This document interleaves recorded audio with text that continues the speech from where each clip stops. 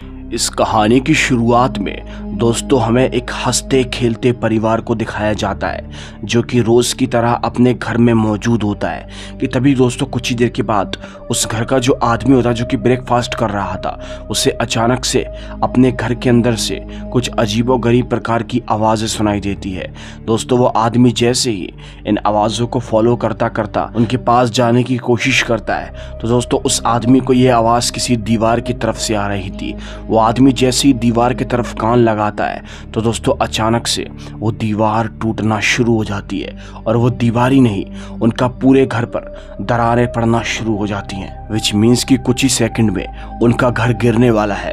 अब तभी दोस्तों वो आदमी फौरन ही अपने बेटे के कमरे के अंदर जाकर अपने छोटे से बेटे को गोद में उठाकर अपनी पत्नी को लेकर अपने घर से बाहर निकल आता है। जब वो बाहर आता है तो वो देखता है कि उसके घर पर अजीबोगरीब प्रकार की दरारें पड़ रही हैं और कुछ ही मिनटों के बाद दोस्तों उसका घर टूटकर जमीन पर बिखर जाता है। अब ये घर दोस्तों कैसे गिरा इसके बारे में आपको आगे पता चलेगा। उधर दूसरी तरफ दोस्तों हमको दिखाया जाता है यहाँ पर कुछ लोगों को जो कि एक अजीब से बेसमेंट के अंदर बंदी बने हुए थे, जिसमें से एक मौजू नाम का व्यक्ति होता है और उसकी पत्नी और उसका बेटा और उसकी बूढ़ी माँ, ये सारा का सारा परिवार दोस्तों इस बेसमेंट के अंदर बंदी बना था। इनको बंदी बनाने वाला कौन है ये भी आपको पता चलने वाला है। और छोटा लड़का अपने आप को यहाँ से आज़ाद कर लेता है। फिर तभी दोस्तों मौजू उससे बोलता है कि तुम पूरे परिवार को आज़ाद कर दो। बट इससे पहले कि दोस्तों वो छोटा लड़का अपनी माँ और अपनी दादी को आज़ाद कर पाता, तभी दोस्तों यहाँ पर एक बौना सा प्रेत आ जाता है। वो प्रेत दोस्तों यहाँ पर आकर बोलता है कि तुम यहाँ से भागने की कोशिश कर रहे थे, लेकिन अब मैं तुम्हें यहाँ से कहीं पर भी नहीं भागने दूंगा। यही दोस्तों वो प्रेत है जिसने कि सारे परिवार को यहाँ पर बंदी बनाकर रखा हुआ है। कुछ देर के बाद दोस्तों प्रेत यहाँ पर मौजू के पास जाता है और उससे बोलता है कि अगर तुझे अपने परिवार की जान को बचानी है तो तुझे मेरे लिए खाना लाना होगा, मुझे बहुत तेज भूख लग रही है। दोस्तों दरअसल ये जो प्रेत है ये खाने में कंक्रीट को खाता है। अब जिन व्यूअर को कंक्रीट के बारे में नहीं पता तो मैं सीधे लफ्जों में आपको बता दूं, कंक्रीट के अंदर ईंट, मिट्टी, पत्थर, सीमेंट ये सब कुछ आते हैं। मतलब कि जिस सामग्री से एक घर और एक बिल्डिंग बनकर तैयार होती है ये प्रेत उसी को खाता है। और प्रेत दोस्तों मौजू से बोलता है कि तुम्हें मेरे लिए कंक्रीट लाना होगा, इसीलिए उसकी बात को मानने को तैयार हो जाता है क्योंकि उसे अपनी जान प्यारी थी। इधर दोस्तों दूसरी तरफ हमको दिखाया जाता है सुपर कॉप्स के कुछ मेंबर यहाँ पर टूटे हुए घर के पास पहुंच जाते हैं। ये देखकर ये लोग बहुत ज्यादा शॉक हो जाते हैं कि अचानक से एक ही रात के अंदर ये घर कैसे गिर सकता है। अब तभी दोस्तों हमको दिखाया जाता है वहां पर जो सुपर कॉप्स की टीम की मेंबर लारा होती है उसे उस घर के पास में एक अजीब सी लिक्विड पड़ी हुई दिखाई देती है। वो फैसला करती है कि इस लिक्विड को ये लोग अपनी लैब में जाकर इस लिक्विड का टेस्ट करेंगे, इसकी जांच करेंगे। अब जब दोस्तों लारा फौरन ही उस लिक्विड की जांच करने की कोशिश करती है तो उसे पता चलता है कि ये जो लिक्विड है वो चीका फॉरेस्ट में पाई जाती है और ये लिक्विड कोई साधारण सी लिक्विड नहीं है। अगर ये लिक्विड इंसानी शरीर पर गिर जाए तो वो शरीर जलना शुरू हो जाता है और इस लिक्विड को एक खतरनाक कीड़ा छोड़ता है। जगतवीर सर को कुछ भी समझ में नहीं आता कि आखिर ये लिक्विड यहाँ पर कैसे आ चुकी थी। इसीलिए दोस्तों जगतवीर सर अपने कुछ साथियों से बोलते हैं कि तुम्हें चीका फॉरेस्ट जाकर इस लिक्विड के बारे में पता करना होगा। अब तभी दोस्तों हमको दूसरे सीन में दिखाया जाता है मौजूद दोस्तों यहाँ पर एक घर के पास में पहुंच जाता है कंक्रीट लेने के लिए, लेकिन दोस्तों उस घर के सिक्योरिटी गार्ड से छिपने की कोशिश कर रहा था।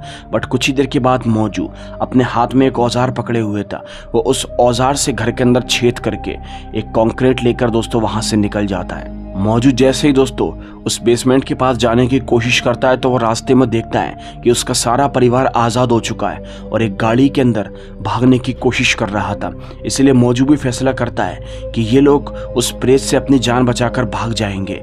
अब तभी दोस्तों ये लोग जैसी गाड़ी के अंदर बैठते हैं और जैसी गाड़ी आगे बढ़ाने की कोशिश करते हैं तो सामने दोस्तों वही प्रेत खड़ा होता है, वही बौना प्रेत खड़ा होता है।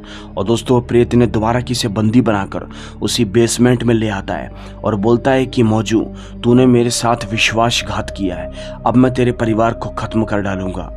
लेकिन दोस्तों उस प्रेत की कमजोरी उसकी भूख होती है, इसीलिए मौजू उसका ध्यान भटकाते हुए उसे वही लाया हुआ कंक्रीट दे देता है, जिससे कि दोस्तों वो प्रेत उस कंक्रीट को खाकर अपनी भूख को शांत करता है। उधर दोस्तों अगले ही सीन में हमको दिखाया जाता है लारा और रणवीर सर ये दोनों के दोनों फौरन ही फॉरेस्ट में पहुंच चुके थे और उस फॉरेस्ट की अच्छी तरीके से जांच करने की कोशिश करते हैं। लेकिन दोस्तों उस फॉरेस्ट के अंदर इन्हें कुछ टाइम तक कुछ भी दिखाई नहीं देता।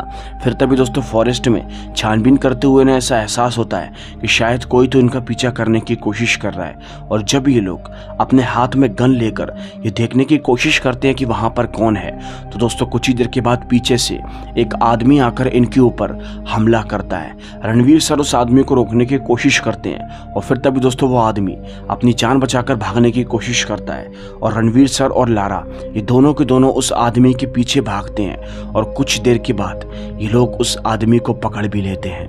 वो आदमी दोस्तों पहले से ही डरा हुआ था, इसीलिए रणवीर सर उस आदमी से बोलते हैं कि तुमने हमारे ऊपर हमला क्यों किया। तो वो आदमी बताता है कि मुझे तुमसे कोई खतरा महसूस हो रहा था। जहाँ इस आदमी से बात करने पर इनको पता चलता है कि यह आदमी काफ़ी साल से इस जंगल के अंदर रह रहा है, इसीलिए रणवीर सर उससे उसी लिक्विड और उसी कीड़े के बारे में पूछते हैं जिसके बारे में दोस्तों उस आदमी को पूरी नॉलेज। वो आदमी दोस्तों इन लोगों को उस बौने प्रेत की पूरी सच्चाई के बारे में बताता है। वो आदमी बोलता है कि मैं एक डॉक्टर और एक साइंटिस्ट हूँ, मेरे साथ में मेरा खास मित्र मौजू भी काम किया करता था।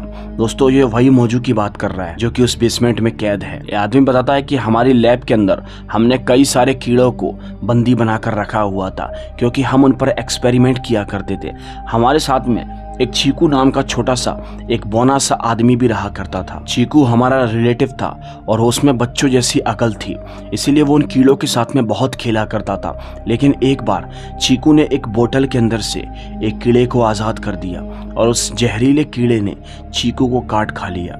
जैसे ही उस कीड़े ने चीकू को काट खाया तो चीकू का शरीर पूरी तरीके से बदल गया था और वो अब इंसान से एक प्रेत बन चुका था क्योंकि उस कीड़े के अंदर बहुत ज़्यादा जहर था। अब दोस्तों रणवीर सर और लारा को पता चल चुका है कि शहर के अंदर जो बौना प्रेत घूम रहा है वो प्रेत कोई और नहीं बल्कि चीकू ही है। वो आदमी दोस्तों बताता है कि वो प्रेत बहुत ज़्यादा खतरनाक है, उसकी शक्तियाँ जहरीली शक्तियाँ हैं और तो उसको रोक पाना बहुत ज़्यादा मुश्किल है। लेकिन रणवीर सर और लारा उस आदमी से बोलते हैं कि उस प्रेत को रोकने का कोई तो उपाय होगा।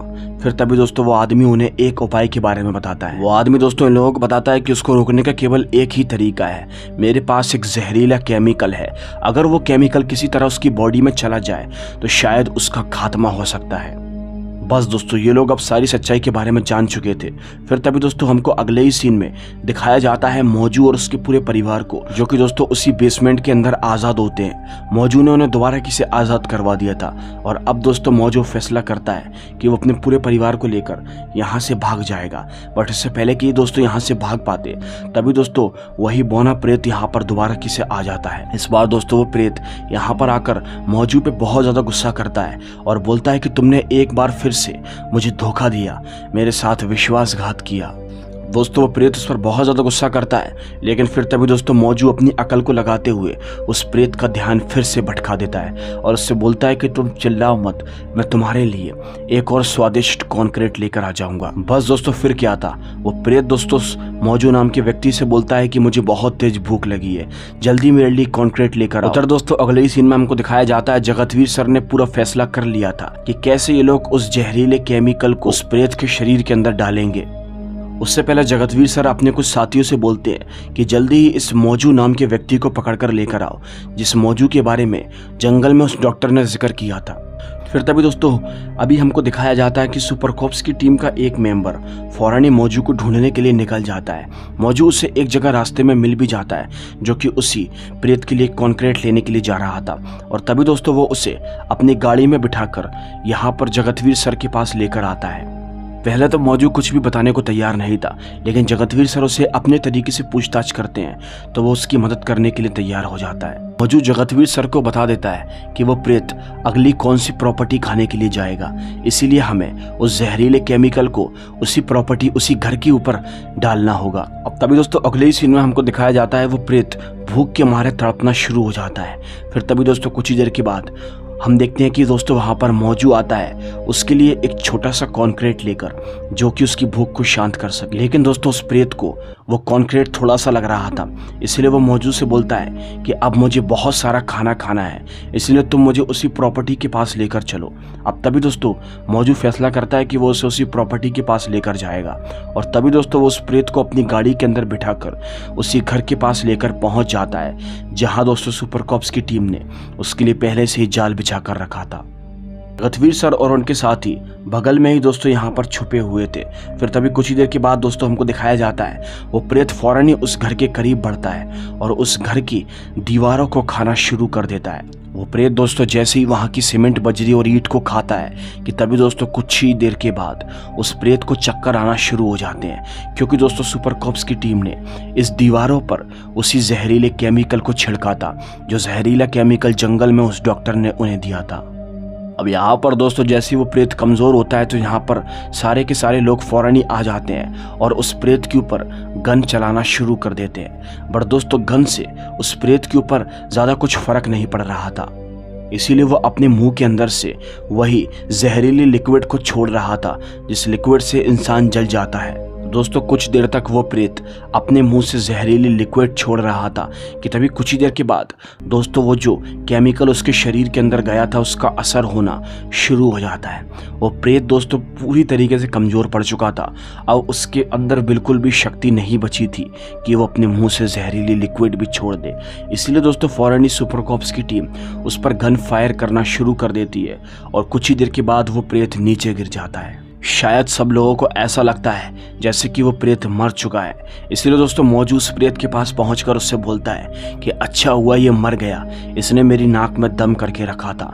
बस दोस्तों मौजू ने ऐसे बोला ही था कि वो प्रेत एकदम से उठ जाता है और मौजू के हाथ पर काट खाकर उससे कहता है कि आज तक मैंने तुमसे एक बात छिपाई थी कि मेरे दांत के अंदर जहर पनपता है, और आज मैंने तुझे ये जहर तोहफे में दे दिया है, क्योंकि तूने मुझे जितनी बार धोखा दिया है उसकी सज़ा यही है।